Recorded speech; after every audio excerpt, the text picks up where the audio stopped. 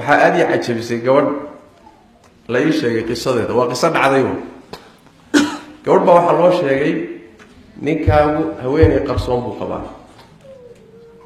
haween baa u qarsoon way ogaatay wayna xaqiijisay inuu haweeney qarsoodi ku qabo markay ogaatay shib bay u tiri maba ayna la soo qaadin maba ayna dareensiininba hadhow waxa lagu yiri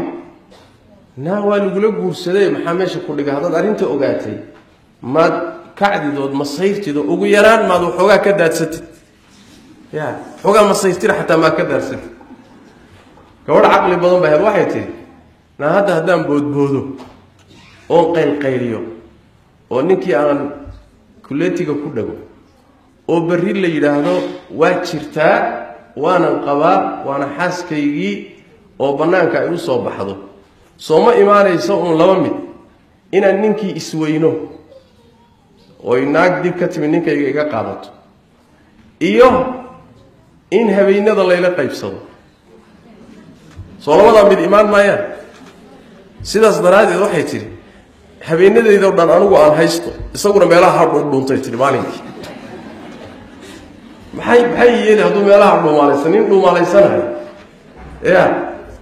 gabadh aad u caqli badan bay cajab badan sidaas daraadeed dabagalkan faraha badan